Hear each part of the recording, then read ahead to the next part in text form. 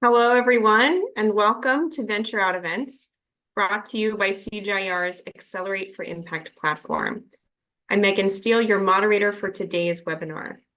Today's focus is on capacity sharing through the training of trainers, nurturing tomorrow's innovators.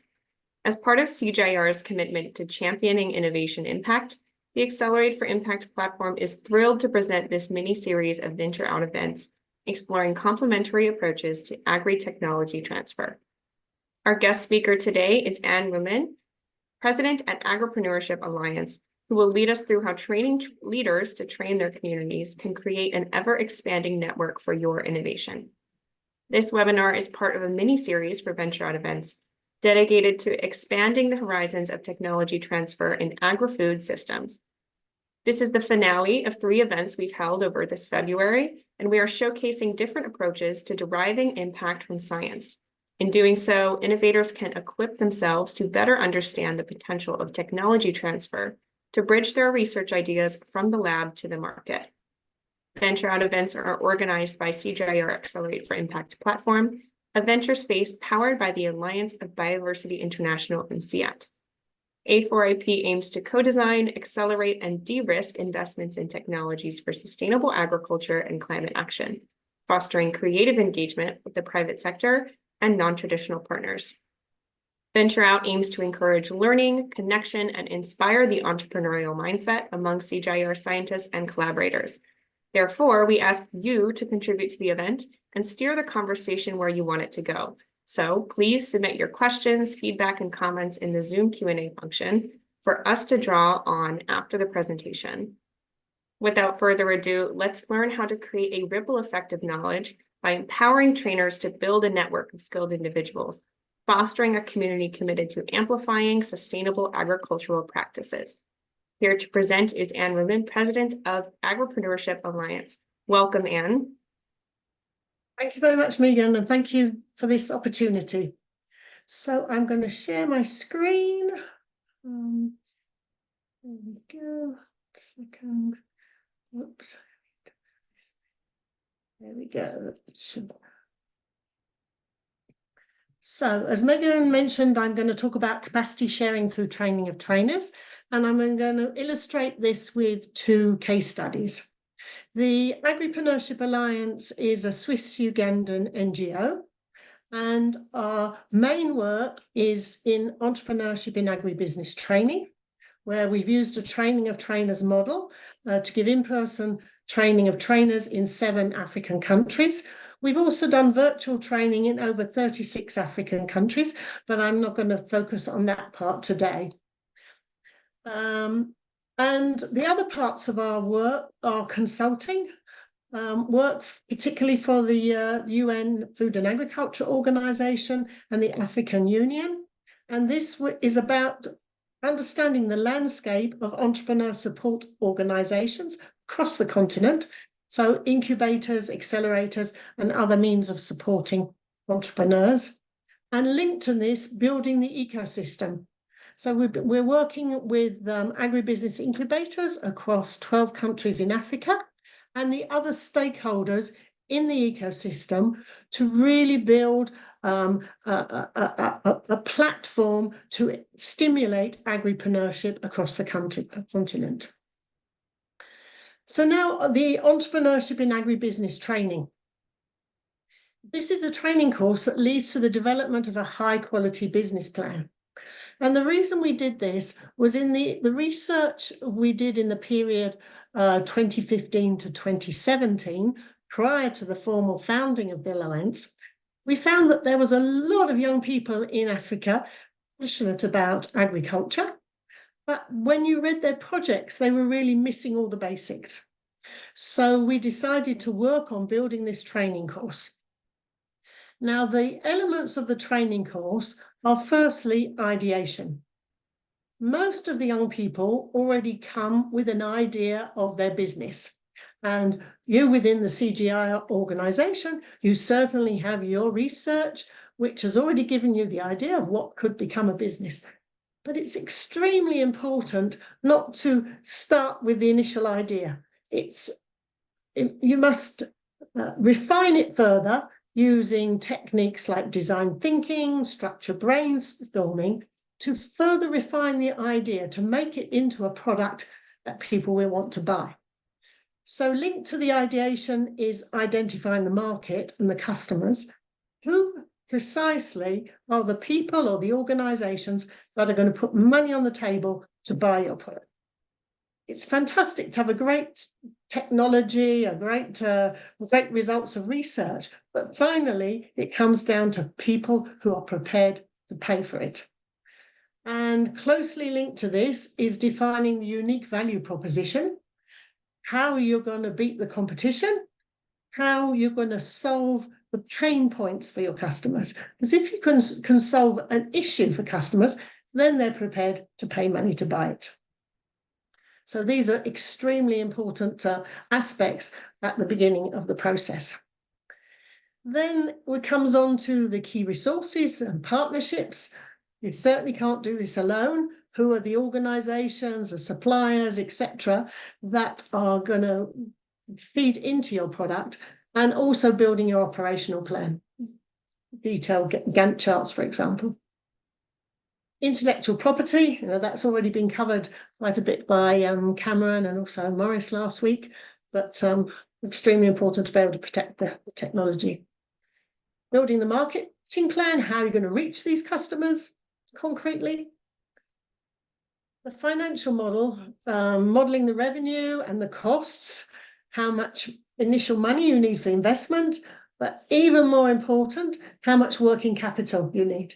Because so many businesses that have a great idea, people, customers that are willing to buy the product, but they miss their cash flow. So really understanding both the investment and the working capital is crucial. This is closely linked to raising finance, being investor ready, and who are the potential investors and how are you going to reach them with a concrete plan. The pitch, both your 30-second elevator pitch and the pitch for investors, which is generally slightly longer, but still needs to be very succinct. And bringing this all together in writing the overall business plan.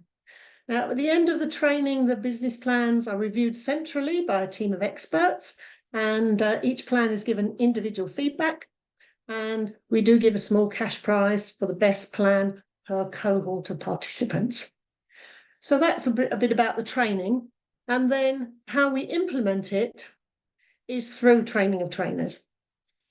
We never wanted to, as Europeans, to train Africans. We wanted Africans to train Africans, and for them to build it into the local context.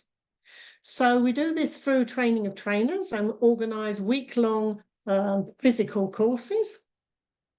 And this gives an introduction to the course, including the curriculum, the tools.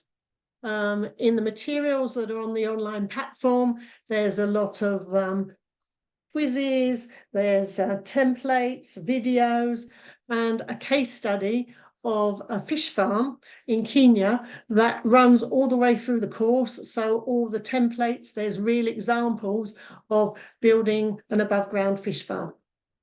There's also a lot of other resources, background materials. But during the training of trainer, what is extremely important is that we get them to experiment with group work facilitation. And most of the trainers, they're university employees, they're not used to teaching in this way. It's still very much a top-down, the professor talking and all the class listening. And this absolutely needs to be very interactive and experiential. So during the week-long training of trainers, we get each of them to teach a part of the course to the rest of the group and get constructive feedback of how their techniques can be further improved. So it's very much a learning by doing and very interactive. And the training of trainers also builds a community for peer-to-peer exchange as time goes on. So we've now got about we started in 2018. We now have 75 local trainers. We started in Uganda, Somaliland, and Kenya, expanded then into Congo, more recently into Namibia, and during the past few months in Tanzania and Zambia. And on top of the physical trainings, we have regular follow-up virtual sessions. So that's the training of trainers. Some of the impact, we've trained now, well, our trainers have trained close to 1,000 young people. We're happy that there are 38% women. There's still some ground to go. We'd like to be at least 50%, if not more. Uganda has really been our centre with a number of universities. You can see the numbers for the other countries so far. The budding entrepreneurs have submitted over 200 business plans, and we have around 80 businesses in operation. Most of them work in teams, so several of the participants in one cohort get together and work on their business plan and then launch their business.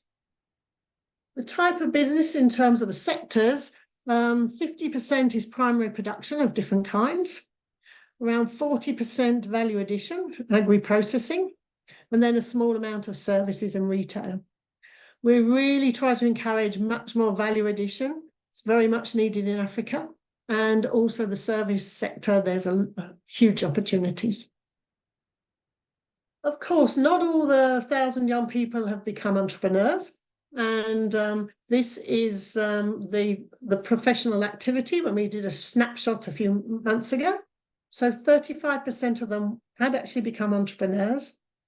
A little under 30% were studying. They'd gone on to further studies because most of the participants are degree level, bachelor level, and quite a number, as we'll see in a minute, are studying internationally. Around just over 24% have got jobs, and around 13% are unemployed. But already this is a pretty good result when you think that 12 million young people come onto the job market in Africa every year, and only 3 million formal jobs are created.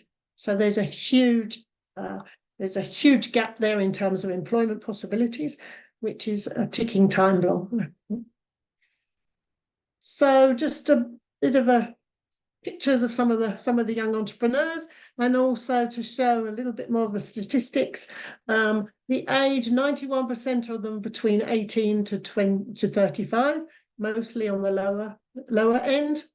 And the country of residence, they're actually now all over, either because they're studying elsewhere or because they've been international students within Africa, and they go back to their home countries and start their businesses in their home countries. So, from the 7 countries we're working with, there's actually quite a reach across the continent.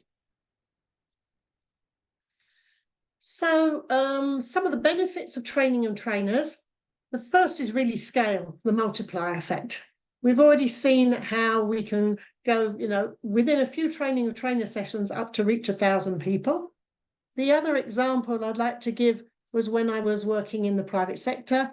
I was working 35 years in the private sector in agri-food companies. And in my last job, we had 5,000 people in the research and development organisation across 25 centres right across the world. And we wanted to roll out a technology to evaluate environmental impact, with the aim to really calculate the environmental impact of every single research and development project. So we developed all the software with a lot of algorithms behind, but a simplified interface. And then we rolled it out through training of trainers. So we did 7 sessions. And through those 7 sessions, we managed to reach all the 25 research and development centres. The project managers and the research scientists were actually trained in the tool, and the trainers also did sessions within the centres to sensitise all the employees on the importance of reducing environmental impact and how they could do that in their day-to-day job. So again, through 7 sessions, we were able to reach a community of 5,000 people across the world. So there's enormous scaling effect through this approach. Of course, this way it's very efficient. It ensures sustainability over time, because you've got the trainers actually, in the universities, in the research and development centres, etc., and always more than one per centre, so that even if people change jobs, we've got a number of our trainers that are now doing PhDs in the United States, but it carries on in their universities because of this, community of trainers. It allows customization to the local environment and the local situation, which is extremely important. And local empowerment and follow-up. The trainers tell us that through learning the experimental teaching methodologies, this has changed the way they teach their regular courses in the universities. It's very cost effective, and there is quality control. So there's certain standards and consistency in content, and not possible to make shortcuts. And very important, building a network for peer-to-peer sharing across this network of trainers. So that's a little bit what I wanted to say. I'd like to finish with this photo that I took in a Ugandan street market. Train a woman, a nation trained. It's extremely important for us to train women. As I mentioned, we're currently at 38%. We want to get to 50% or above. But we have to say that amongst the winners of the small cash prizes, the proportion of women is even higher. So we can really see the engagement of these young women, even in very difficult circumstances in some of these countries. So that is very encouraging, but there's still more to do. So thank you very much, and back to you, Megan. Thank you, Anne. That's a great demonstration of how the training of trainers model is a great example of capacity sharing and building a network for transfer of technologies. So to our live participants, a reminder, please submit your questions, reflections now into the Zoom Q&A function. We want to hear from you and make sure that the discussion reflects the challenges that you face as an innovator. So please share with us and we'll tackle them together. Meanwhile, I'll kick things off with this. And I'd be really interested to know how you think the Agripreneurship Alliance model is suited to CGIAR's specific assets. So when it comes to a CGIAR scientist and the communities in which we work, how do you think that affects the model and its efficacy? Well, I think this the training of trainer model can be really applied across the CGIAR organization to stimulate entrepreneurship. I mean, this could either be done by having, like you're doing innovation challenges. You could have a business challenge where people submit ideas, and then those people are selected to train trainers, and then they this could be implemented that way. It could also be implemented through new technologies. If you've got a new technology, like the example I gave, we wanted to implement really factual life cycle assessment, evaluating impact. There could be something similar to this within CGIAR. Could be a new technology that is relevant to a number of centres, and can also be done through training of trainers. It really applies to a lot of different areas. Yes, I think so. And can you speak to this model? There's a lot of different kinds of technologies that CGIAR is working on. Are there some specific kinds of technologies, especially considering very new, cutting edge, tech, like digital driven technologies? Are some more or less suited to this model? Think about that. Yeah. For example, technologies linking farmers to markets, that is eminently suitable, because it can apply to a wide range of different agricultural technologies. And so that would be one area that you could have a particular focus on. All kinds of digital agriculture, in a way, would be particularly suited, because the CGIAR is treating such a wide range of different types of crops and areas that probably a new breeding technique would not be applicable to the whole organization, but be applicable to several units. And I think it can really stimulate cross-fertilization and sharing through this. So, and stimulate entrepreneurship, because there's so many fantastic technologies within the CGIAR organization that could be really developed into products that gain market share. So I think the possibilities are immense, actually. I agree. I think the multiplier effect especially has relevance when you consider, multidisciplinarity. So maybe one idea is developed in a specific initiative that focuses on specific disciplines, but in the process of building the network and training trainers, maybe there are more, insights to be revealed and different perspectives from different disciplines that could improve the technology and things like that. And I mean, most of our entrepreneurs are working on quite a basic level. These are small businesses that create jobs. So far, on average, 5 to 10 jobs per business, and they're pulling from about 30 to 50 smallholder farmers, but they're relatively small, relatively low tech. But I mean, the whole approach of the systematic working of a solid business plan is just as applicable for a high-tech business. I mean, I started my own business more than 20 years ago, and which was pretty high-tech, and this is what I did. And that business, 20 years on, is still in operation. So the basic methodology works, even if it's a low-tech or a much higher-tech type of approach. That's great. And I believe it speaks very well to a question we just got in the chat asking about, the higher level technical agricultural technologies.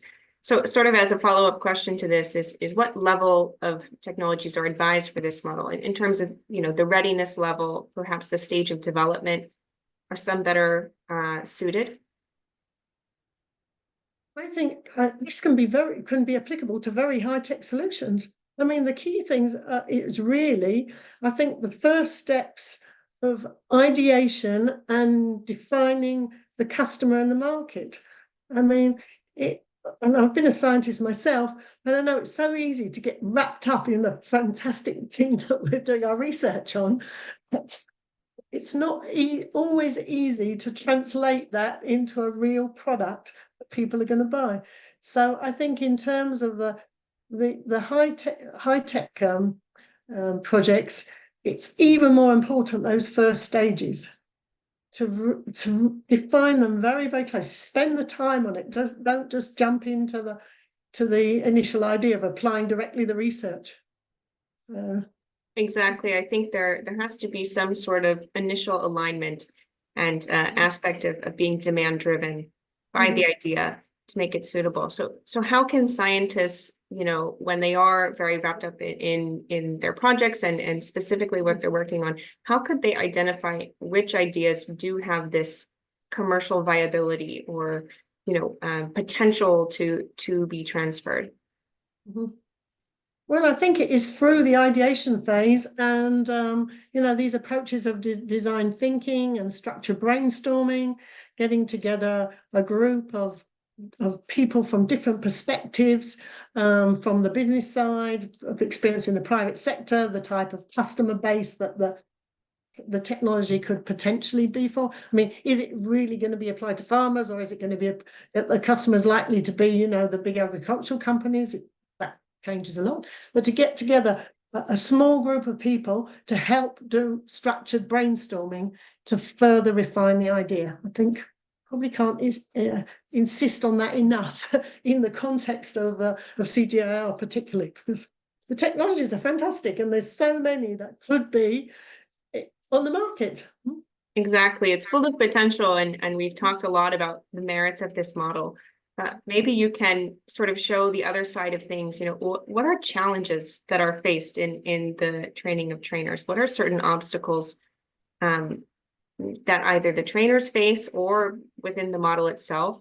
And how can we work together to sort of overcome those? Well, the challenges we've found is that most of the training started as extracurricular activities in the within the universities, because it takes quite a time anywhere to have a new course adopted into the curriculum. So that demanded a lot from the trainers, and they were frequently training on Saturday morning, so outside their normal working hours, which takes a lot of motivation and dedication. So, that's, until many of these universities had started agribusiness departments, but they didn't really have good training materials. They didn't really know what to do in an agribusiness department, many of them, to be honest. And so there was that period of really maturing of the whole idea and the importance of entrepreneurship rather than just research. So that's certainly a challenge. And a certain challenge has been a movement of personnel. So, as I mentioned, there's several doing PhDs in the US. We think that, being one of our trainers probably helped them do that. And others have moved on to other positions within the university, higher positions, which is great. But, it means that we really need to ensure that there's the continuity of trainers in the pipeline to continue it. I think those are the main two issues that we've found. Yeah, I see that, and I see how that would sort of come into play in institutions like CGIAR. Some of these larger organizational factors, incentive structures, reasons for scientists to feel motivated to take their research out to the next level, because it is a different skill set. So there has to be a little bit more conversation around it, which hopefully events like this are starting to spur. So we're coming to the end of the discussion portion, but I would love to give you one last note. If you could leave CGIAR scientists and their collaborators with one takeaway from your experience in this model, feel free to share. Well, I'd really encourage the CGIAR to take up training of trainers, to stimulate entrepreneurship, to have trainers in the centres that can really start to build this entrepreneurial mindset, so that the scientists can really see this is an option for them. It's the only route is not an academic route. There's other means. So I think that it will take the different centres of the CGIAR group to dedicate some time, because as I mentioned, if it is extracurricular, it's on top of the normal job, then it becomes challenging for everybody. So some resources were required, but really not very much. And then I'm sure that you can really stimulate a lot of business creation. I think that's a fantastic note to resonate from this discussion. And with that, it looks like our time has come to a close. But like I said, the conversation around these topics, around technology transfer at CGIAR and with partners, it's just beginning. So I'd like to say thank you to Anne on behalf of everyone at this Venture Out event for such an intriguing presentation and your thoughts shared on our questions. Capacity sharing through training holds immense potential as one route for agricultural technology transfer. And other aspects like intellectual property management and venture building, they're also a crucial part of the puzzle, which is why I'm happy to share that we've tackled these topics in recent Venture Out events as part of this same series.